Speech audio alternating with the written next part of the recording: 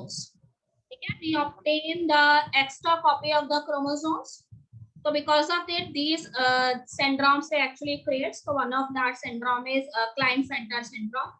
So what is Klinefelter syndrome? It is a kind of a genetic condition जिसमें आपको क्या नजर आता है? When you see the karyotype of such type of person, the person has one more copy or you can say extra copy of X chromosome. ठीक है, तो makeup क्या है इस पर्सन का? ये एक बॉय चाइल्ड होता है और जिसमें वो कहते हैं कि X जो है उसमें से एक X chromosome should be there in the child, but because of non distinction of the X chromosomes, ठीक है, both the copies of the X chromosomes they come along with Y. तो जो पर्सन है who is suffering from Klinefelter syndrome, ठीक है, ये एक ऐसा मेल होता है जिसके अंदर जेनेटिक मेकअप जो है वो X, X एंड Y होता है. ओके बेटे, so Klinefelter syndrome is a condition that affects the male and it often is not diagnosed until the adulthood age of that person. ठीक बेटे, तो what are the symptoms that generally see in this person who is suffering from Klinefelter syndrome? तो testicular growth जो है इसके अंदर proper नहीं होती है, टेस्टिकुलर ग्रोथ जो है वो अफेक्टेड रहती है. ठीक है बेटे, तो टेस्टिकल्स जो है उसका फॉर्मेशन नहीं होगा, स्मॉलर होंगे नॉर्मल टेस्टिकल्स के कंपैरिजन में. एंड यू नो दैट कि these testis they are the main primary sex organs of the male. तो बिकॉज ऑफ लेस ग्रोथ और you can say very small growth of these testicles, the production of the testosterone hormone which is male sex hormone, उसका production भी यहाँ पे lower हो जाता है. ठीक बेटे, and another some of the secondary characters that are seen in case of male, जैसे मेल्स के अंदर muscular growth is always there. तो इस तरह का जो पेशेंट है वो is suffering from Klinefelter syndrome, इसमें मस्कुलर ग्रोथ अच्छे से नहीं होती है, reduced muscular mass is there. ठीक है बेटे, reduced body and facial hair. You know that males जो है उनकी बॉडी के ऊपर हेयर्स रहते हैं, ठीक है, फेस पे बियर्ड मुस्टैच का फॉर्मेशन होता है. तो सच अ पर्सन या lacking with this growth of hairs on the body as well as on the face. ठीक है, but another very strange kind of feature that is found in case of Klinefelter syndrome is enlargement of the breast. ठीक है, enlargement of breast is not the characteristic feature of the male, पर इस तरह का जो person है उसमें enlarged breast जो है वो देखी जाती है. ओके बेटे, तो कहते हैं कि बहुत ज्यादा जो है केसेस नहीं आते हैं क्लाइनफेल्टर सिंड्रोम के. आपको बताया था कि if some of the persons they are suffering from this syndrome, तो the symptoms may vary from person to person. अलग-अलग persons में जिनमें क्लाइनफेल्टर सिंड्रोम है the symptoms can vary. ठीक है, तो काफी सारे जो बर्थ होते हैं उसमें से few जो हैं they may be suffering from this Klinefelter syndrome.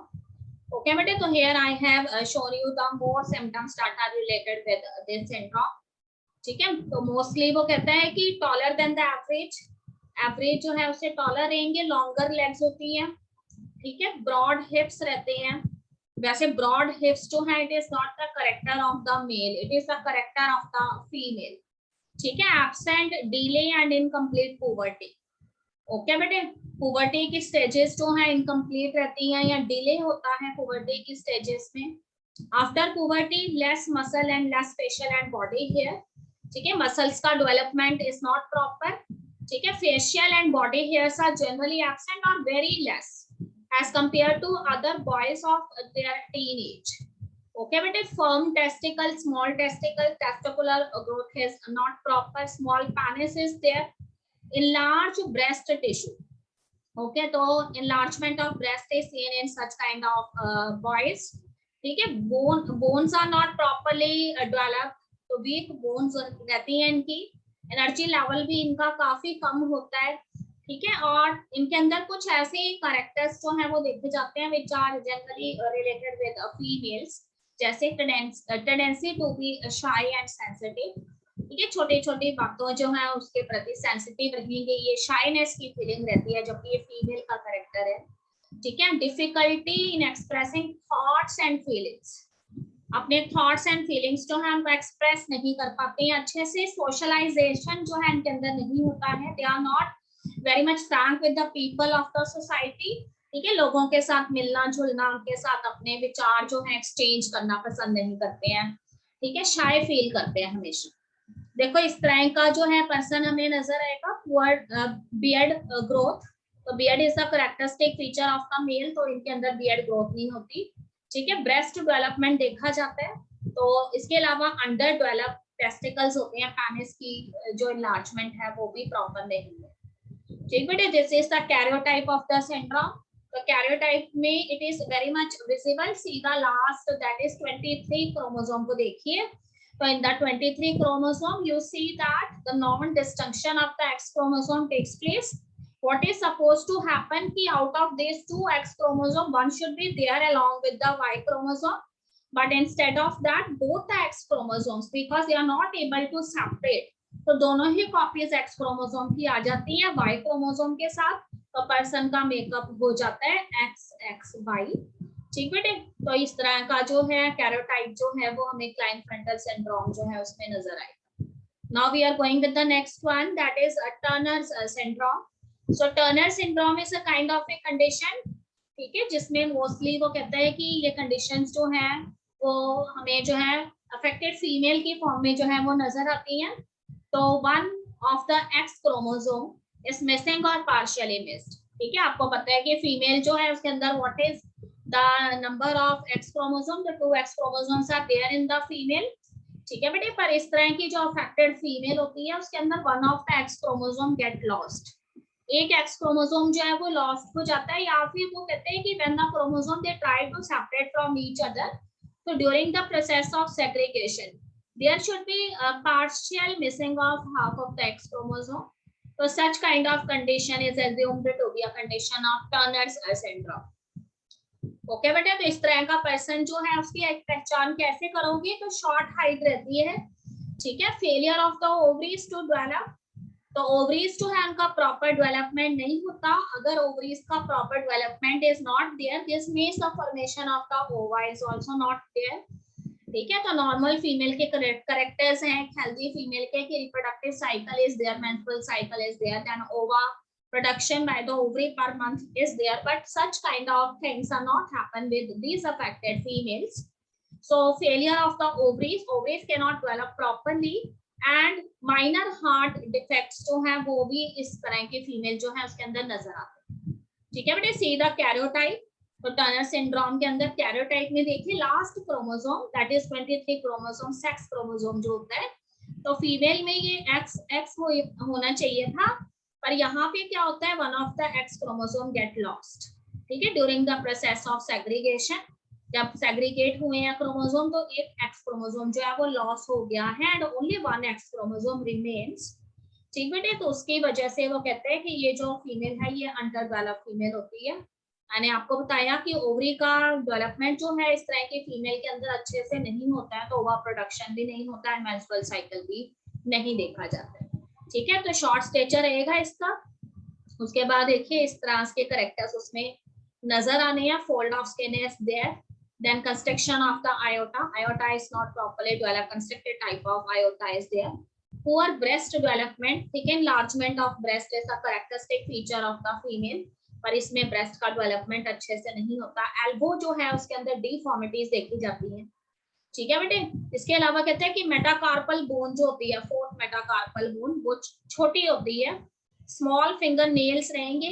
ठीक है, ब्राउन स्पॉट्स जो है उसकी बॉडी के ऊपर देखे जाते हैं, तो देखिए यहाँ पे कितने सारे ब्राउन स्पॉट्स उसकी बॉडी पे नजर आते हैं। मेंस्ट्रुअल साइकिल नहीं रहेगा because ovaries are not developed, तो मेंस्ट्रुअल साइकिल भी नहीं होता है। एंड गोनाड्स जो है, ठीक है, गोनाड्स का प्रॉपर डेवलपमेंट नहीं होता, तो इंस्टेड ऑफ गोनाड्स के डेवलपमेंट की जगह पे यहाँ पे व्हाइट पैचेस जो हैं अंडर डेवलप्ड गोनाड्स के देखे जाते हैं, जिन्हें व्हाइट स्ट्रीक्स बोला जाता है। ठीक बेटे, widely spaced nipples are there and shield shaped thorax. ठीक है, लो हेयर लाइंस, तो all of these are the characteristic features of this Turner syndrome. I have written all of these symptoms here. ठीक है, growth इस तरह की जो female है उसकी ग्रोथ जो है बहुत ही स्लो रहती है। ओके बेटे, no growth at expected times in childhood में जैसे एक गर्ल जो है उसकी ग्रोथ अच्छे से होती है, तो यहाँ पे अच्छे से ग्रोथ नहीं हो पाती है। ठीक है, teenagers and young womens with Turner syndrome are of short stature, ovarian insufficiently develop due to ovarian failure, ठीक है, that may have occurred by birth और ग्रेजुअली ड्यूरिंग चाइल्डहुड। तो बर्थ के टाइम से ही आपको बताया था, you have learned about oogenesis, कि वहां उसी समय जो है काफी सारे मैच्योर फॉलिकल्स ओवरीज में होते हैं। तो such type of women who is suspected to suffer from Turner syndrome, उसके अंदर जो है इस तरह के फॉलिकल्स का डेवलपमेंट ओवरीज में नहीं देखा जाता, और ना ही बात की चाइल्डहुड एज के दौरान इस तरह का कोई डेवलपमेंट देखा जाता। ठीक बेटे, बाकी आपको बताया कि no growth spurts at expected time in childhood, during the childhood as the growth centres are active. तो गर्ल चाइल्ड जो है उसकी काफी ग्रोथ होती है, इस तरह की विमेन जो है उसके अंदर ग्रोथ जो है बहुत ही स्लो रहेगी। Adult height significantly less than height expected for a female member of the family, ठीक है। तो फीमेल जो है उसकी जितनी हाइट एक्सपेक्टेड है उससे बहुत कम हाइट जो है इस तरह की अफेक्टेड चाइल्ड की रहती है। Failure to begin sexual changes expected during puberty, ठीक है, at the stage of puberty what is expected, the menstrual cycle, the you can say menarche stage should be there. Puberty के stage में ही menarche stage यानी initiation of menstrual cycle रहता है। तो इस विमेन के अंदर इस तरह की जो गर्ल है, अफेक्टेड गर्ल जो है उसके अंदर जो है पुबर्टी में ऐसी कोई सेक्सुअल चेंजेस नहीं देखी जाती, ठीक है बेटे।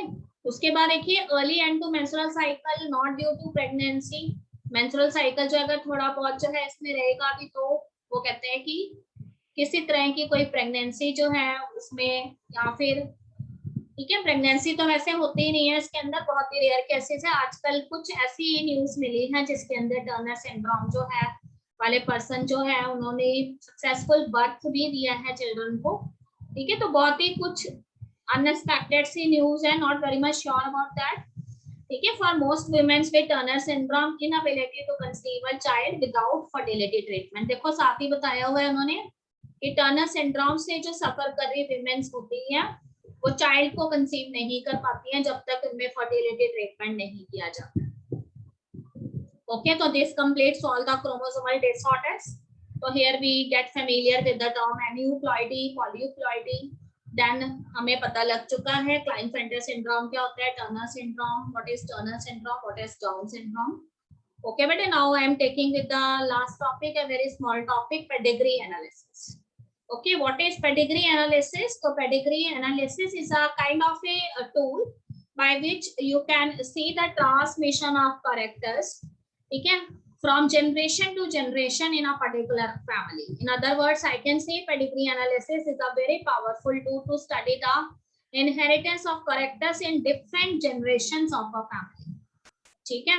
तो कहते हैं कि as you have learned about Mendel's work, Mendel's laws of inheritance, तो उसमें आपने क्या पढ़ा है कि whenever Mendel want to study the inheritance of a particular gene or a particular allele, ठीक है, तो क्या करते थे, he is supposed to done so many process, so many controlled experiments, and by the result of those controlled experiments Mendel is able to find out the observations, ठीक है। अगर Mendel ने कोई भी करेक्टर जो है उसके इनहेरिटेंस को स्टडी करना है तो वो काफी सारे जो है कंट्रोल क्रॉसेस जो है वो अलग अलग पेरेंट्स के बीच में करवाते थे और उनकी जो भी ऑब्जर्वेशन थी, ठीक है, उसके बेसिस पे जो है वो कुछ कंक्लूजन्स ड्रॉ करते थे। पर वो कहते हैं कि it is not possible in case of human beings, ठीक है, we can not done such type of control crosses in case of human beings because social stigma is attached with this, ठीक है। ह्यूमंस जो है उसमें अगर हमने किसी पर्टिकुलर कैरेक्टर जो है उसके इनहेरिटेंस को स्टडी करना है कि from which generation this character actually appears and how long that particular character is there in generations, ठीक है। तो उस केस में वो कहते हैं कि we cannot do such type of control process as Mendel did in his time with the pea plant or Morgan did in his time with Drosophila, ठीक है, because we cannot done this in case of human beings. So many people can objected for this. तो इसीलिए वो कहते हैं कि there are certain characters, ठीक है, that are controlled by some lethal genes, and when these genes they appear in homozygous condition, then those characters they appear, those disorders, those diseases they appear, ठीक है, and they move from generation to generations, ठीक है। For example अगर हम कहते हैं कि किसी पर्टिकुलर पर्सन के अंदर हम आई कलर जो है उसको स्टडी कर रहे हैं and that particular family have a specific type of eye color कि all the members of the family they have brown eye color as the dominant color. ठीक है, तो हम स्टडी करना चाहते हैं कि भाई ये ब्राउन आई कलर वाला जो करेक्टर है वो इस पर्टिकुलर फैमिली में कितनी जनरेशन से चला आ रहा है. ठीक बेटे, तो उसके लिए वो कहते हैं कि हमारे हेल्प कौन कर सकता है, पेडिग्री एनालिसिस जो है उसमें हम क्या करते हैं, एक फैमिली ट्री जो है उसको ड्रॉ कर लेते हैं और with the help of certain symbols we will find out that so and so gene it is actually inherited from this generation to upcoming so many generations. So this character is actually starting from this particular time and now it is there in the present generations too. ठीक बेटे, तो pedigree analysis जो है उसमें वो कहता है कि हम सिर्फ डिसऑर्डर्स या डिजीजेस जो उनके बारे में स्टडी नहीं करते, हम किसी भी तरह के कोई भी करेक्टर्स जो हम एनालिसिस कर सकते हैं. ठीक है, ये एक तरह का एक रिकॉर्ड है जिससे हमें जो है पता लग जाता है कि पर्टिकुलर फैमिली जो है उसमें कोई भी जीन जो है वो कब से आगे शिफ्ट होता जा रहा है जनरेशंस में और कब से वो जीन एक्टिव है जिसकी वजह से in the all members of that family this characters they are actually appearing. Okay बेटे, so according to our NCERT book there is a small topic pedigree analysis and it is given on page number 87 of your book where genetic disorders are written. ठीक है बेटे, तो उसने आपको बताया हुआ है कि it is actually the analysis of traits in several generations of the family. किसी भी एक ट्रेट जो है उसकी एनालिसिस है एक तरह की. ठीक है, कि ये ट्रेट जो है वो फैमिली की सेवरल जनरेशंस में कब से चला आ रहा है उसको पेडिग्री एनालिसिस कहते हैं. Then the pedigree analysis, the inheritance of a particular trait is represented in the family tree over generations. So it is considered as a strong tool because with the help of this we are able to trace the inheritance of a specific trait. कोई भी एक character जो है उसका inheritance जो है उसको study किया जा सकता है. ठीक है, कोई abnormality, कोई डिजीज है, अगर जनरेशंस में काफी टाइम से जो है वो डिजीज अपीयर हो रही है तो उसको हम स्टडी कर सकते हैं और उसका डायग्नोसिस जो है उसके लिए विचार किया जा सकता है. ठीक बेटे, तो यहाँ पे देखिए हमने लिखा है pedigree analysis is commonly used to determine the inheritance pattern of human genetic diseases. ठीक है, genes that play a role in disease may exist as a normal allele और a mutant allele that cause disease symptoms. इससे हमें ये भी पता लगता है कि क्या वो पर्टिकुलर जीन जो उस डिजीज को कॉज कर रहा है उसका जो एलील है वो एक नॉर्मल एलील है या फिर वो एक ऐसा एलील है जिसमें म्यूटेशन हुई है. और हमें ये भी पता लग जाएगा कि पर्टिकुलर जीन में म्यूटेशन जो है वो किस जनरेशन के अंदर हुई है और वहां से वो म्यूटेंट एलील जो है वो कैसे जनरेशंस पे मूव करता रहा है. ठीक है, disease that follow a simple Mendelian pattern of inheritance can be a dominant और कैन बी अ रिसेसिव. ठीक है, another important information that we collect from this pedigree analysis is कि हमें ये पता लग जाता है कि particular disease which is now present in the generation, ठीक है, it is actually that disease which is transmitted by a dominant allele or a gene or a recessive allele or a gene. ठीक है, तो अगर वो एक recessive allele जो है उसके द्वारा जो होने वाली disease है तो पता लग जाएगा. अगर डोमिनेंट एलील है वो भी पता लग जाता है. तो पेडिग्री चार्ट्स जो है, ठीक है, उसमें हम जो है अलग अलग जेनेटिक डिसऑर्डर्स के बारे में स्टडी करते हैं जिससे हमें ये पता लगता है कि डोमिनेंट ऑटोसोम से रिलेटेड डिजीज है या फिर सेक्स क्रोमोसोम से रिलेटेड है या फिर रिसेसिव ऑटोसोम से रिलेटेड डिजीज है. ठीक है, तो it is a important tool for studying human inherited diseases. और डायग्राम्स जो है इसके अंदर हम ड्रॉ करते हैं फैमिली ट्री की फॉर्म में जिससे we are able to study that tree कि उसके अंदर पर्टिकुलर जीन जो है वो कब से मूव कर रहा है या कितने इंडिविजुअल्स जो है उसमें अफेक्टेड रहे हैं. ठीक है, pedigrees are often used to determine the mode of inheritance. It also tells us about the mode of inheritance of different gene whether they are the dominant, recessive और any other kind of mutated alleles. Okay बेटे, तो यहाँ पे कुछ उसने आपको अलग अलग पेडिग्री चार्ट्स बना के दिखाए हुए हैं. तो ऑटोसोमल डोमिनेंट पेडिग्री चार्ट है ये. ठीक है, trait is common in the pedigree and trait is found in every generation. अगर डोमिनेंट एलील अफेक्टेड है तो affected individuals also transmit the trait to half of their children. ठीक है, अगर डोमिनेंट जीन जो है वो अफेक्टेड है या एलील जो है वो अफेक्टेड है तो उसमें वो कहते हैं कि हाफ ऑफ द चिल्ड्रन जो है उनके अंदर वो ट्रेट ट्रांसमिटेड होता है और वो उससे अफेक्टेड रहती है। There are few autosomal dominant human diseases but some rare traits have their inheritance pattern. तो यहाँ पे जो है उसने स्केलेटल डिसऑर्डर के बारे में बताया हुआ है जिससे स्केलेटल बोन्स जो है वो अफेक्टेड रहती हैं। ठीक है, तो chondroplasia is the kind of skeletal disorder जिससे डॉर्फिज्म देखा जाता है पर्सन। ठीक है, तो पेडिग्री चार्ट्स जो हैं वो रिसेसिव एक्स लिंक जो है सेक्स क्रोमोसोम से रिलेटेड भी हो सकती हैं। ठीक बेटे, जैसे अगर हमने अभी एक्स क्रोमोसोम से related we have studied one disease and that disease is haemophilia के बारे में हमने स्टडी किया है। ठीक है, तो हीमोफीलिया में आपने ये स्टडी किया था कि फीमेल्स जो है वो कैरियर रहती हैं और मेल चिल्ड्रन जो होते हैं वो उसमें अफेक्टेड होते हैं। पर अगर फीमेल जो है मदर जो है वो कैरियर है and father is also the carrier of the disease. ठीक है, फादर जो है वो उस डिजीज से अफेक्टेड है तो उस केस में डॉटर्स के चांसेस जो है वो भी रहते हैं।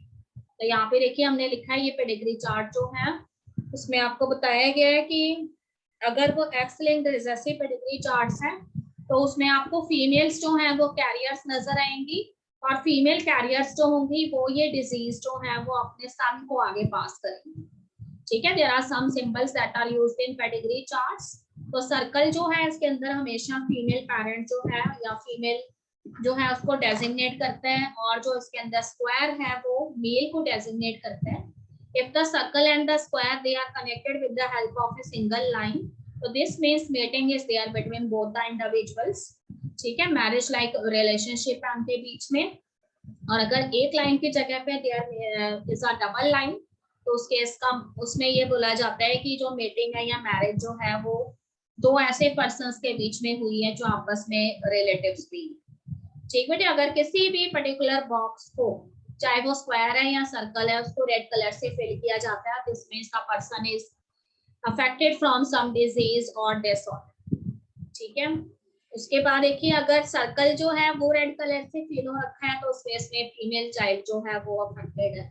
तो यहाँ पे देखिए जितने भी आपको स्क्वायर्स नजर आ रहे हैं, ठीक है, सारे के सारे स्क्वायर्स यहाँ पे किसको रिप्रेजेंट कर रहे हैं, मेल चाइल्ड जो है इसको रिप्रेजेंट करें। यहाँ पे फादर भी अफेक्टेड है, देन उसके बाद मेल चिल्ड्रन अफेक्टेड है। इसका मतलब फीमेल्स जो है उनके अंदर सिम्टम्स जो है डिजीज के अपीयर नहीं हो रही, वो कैरियर जरूर है डिजीज की पर वो ये डिजीज किसको पास कर रही है, अपने जो सन है उनको पास कर रही है बिकॉज उनके पास एक एक्स क्रोमोसोम है एंड जो फीमेल है उनके अंदर डबल कॉपी है एक्स क्रोमोसोम की, इसलिए उनमें डिजीज अपीयर नहीं होती।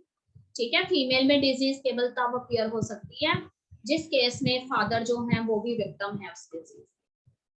ठीक है, तो यहाँ पे उसने कुछ आपको मेथड्स बताए हुए हैं। If most of the males in the pedigree are affected then the disorder is usually X linked. अगर ज्यादातर मेल्स आपको अफेक्टेड नजर आते हैं इसका मतलब वो एक्स क्रोमोसोम से रिलेटेड डिजीज है। ठीक है, if it is 50/50 ratio between main and women the disorder is typically autosomal. अगर आपको ऐसे लगता है कि 50-50% मेल और फीमेल दोनों ही अफेक्टेड है तो उस केस में वो डिसऑर्डर जो है वो ऑटोसोम से रिलेटेड डिजीज होगी। If the disorder is dominant, तो one of the parent must have the disorder. अगर dominant जीन से रिलेटेड डिजीज है इसका मतलब एक पेरेंट जो है वो उस डिजीज से अफेक्टेड जरूर होगा। If the disorder is recessive, अगर डिसऑर्डर जो है वो रिसेसिव डिसऑर्डर है तो neither parent has to have the disorder because they can be heterozygous। ठीक है, तो उस केस में वो कहता है कि दोनों ही पेरेंट्स जो है उनके अंदर डिजीज अपीयर नहीं होगी पर दोनों ही कैरियर होंगे डिजीज के, हेट्रोजाइगस कंडीशन में होंगे। तो आपने एक ऐसी डिजीज पढ़ी हुई है जिसके अंदर दोनों ही पेरेंट्स जो हैं वो यहाँ पे कैरियर थे डिजीज के and the name of the disease is sickle cell anaemia. ठीक है, तो both the parents they are the carrier of the disease and later on इस डिजीज जो है वो तब अपीयर होती है जब होमोजाइगस कंडीशन क्रिएट होती है। तो सिकल सेल एनीमिया जो है वो ऑटोसोमल रिसेसिव डिसऑर्डर का एग्जांपल है। ठीक है, तो ये सिंबल्स मैं आपको बता चुकी हूँ। Square boxes for male, circles for female. Single line means marriage or mating is there between both of them.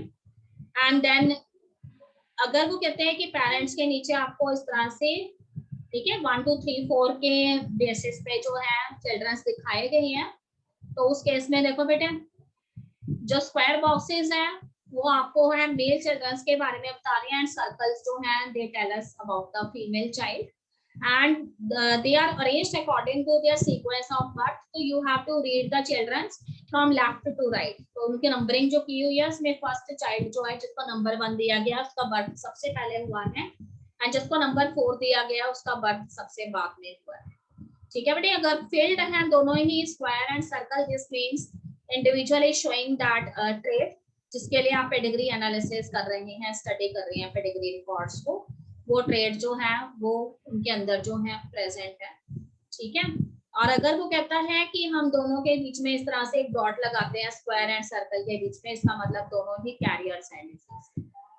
ठीक है, तो what is the objective? Objective क्या है पेडिग्री एनालिसिस का? Explain the relationship between family members and the disease incidence using a pedigree chart. Pedigree analysis एक ऐसा tool है जिसकी हेल्प से you are able to study the relationship between the different family members. When you draw the family trees, you are able to find out कि कौन-कौन से जो लोग हैं उनके बीच में क्या relation है, who are the brothers sisters. You are able to find out the number of siblings in that family, and you are also able to find out who is the mother and who is the father. If there is some, you can say mating is done between the two individuals of the same family. जैसे मुस्लिम families में जो है marriages जो हैं वो बीच में ही families में कर दी जाती हैं। ठीक है, तो उस केसेस को भी यहाँ पे देखा जा सकता है। तो understand the rules governing the inheritance of a single gene. ठीक है, you are able to find out that particular gene who that is inherited, it may be an autosome type of gene और it is a recessive gene. ठीक है, तो अभी मैंने आपको rules के अंदर बताया है कि अगर डोमिनेंट जीन जो है उससे अफेक्टेड डिसऑर्डर है तो उस केस में वो कहते हैं कि एक पेरेंट जरूर अफेक्टेड रहेगा, और अगर रिसेसिव से रिलेटेड है तो कोई भी पेरेंट अफेक्टेड नहीं होगा, पर दोनों ही कैरियर होंगे डिजीज के। ठीक है, इसके अलावा कहते हैं कि it also discuss options of genetic screening and genetic testing in this case. तो उस केस में वो कहते हैं कि you are able to find out the disorder that from what generation it is actually moving in. ठीक है, कौन कौन सी जनरेशन तक वो मूव करता आ रहा है, और उसके बाद वो कहते हैं कि टेस्टिंग करना जो है, डायग्नोसिस करना उस पेट का इजी हो जाता है। उसके बाद देखो, compare the advantages and disadvantages associated with gene therapy and more conventional treatments that is a transplant. अगर पर्टिकुलर जीन जो है वो कई जनरेशन से अफेक्टेड जीन है और उसका हम पता लगा लेते हैं कि 4 to 5 जनरेशन से ये अफेक्टेड जीन जो है मूव कर रहा है। ठीक है, और इस अफेक्टेड जीन में म्यूटेशन होने के बाद ये वाला डिसऑर्डर क्रिएट होता है, तो उस केस में उस पर्टिकुलर जीन की जीन थेरेपी की जा सकती है। जीन थेरेपी क्या है? तो gene therapy is a kind of a technique जिसमें कोई भी अफेक्टेड जीन जो है उसको हटाकर we introduce the healthy gene, या फिर there is one and other method, we do the culturing of the gene in artificial conditions, and when the gene produce a particular protein or enzyme, so that gene that particular protein or enzyme is inserted and it later do the functioning of a you can say एक metabolic reaction जो अभी तक नहीं हो पा रही थी, जब आप एक healthy gene या protein जो उसको body में insert कर देते हैं तो वो metabolic reaction होने लगती है। ठीक है बेटे, तो यहाँ पे मैंने कुछ advantages लिखी हुई है। Record keeping provides a catalogue of genetic information of A cultivar. किसी भी सिर्फ हम ह्यूमंस के केस में डिजीज नहीं, ये डिजीज के लिए ही यूज नहीं करते हैं पेडिग्री एनालिसिस को। ठीक है, प्लांट्स के केस में भी आप किसी पर्टिकुलर कल्टीवार जो है इसके बारे में इंफॉर्मेशन चाहते हैं, कोई आपकी प्रॉपर जो है क्रॉप है, ठीक है, उसके बारे में पूरा का पूरा जेनेटिक इंफॉर्मेशन अगर आप चाहते हो तो पेडिग्री एनालिसिस से उसकी रिकॉर्ड कीपिंग आप कर सकते हैं। Selection is based not only on phenotype but also on genotype, because you are able to find out the sequence of the genes also. तो अगर आप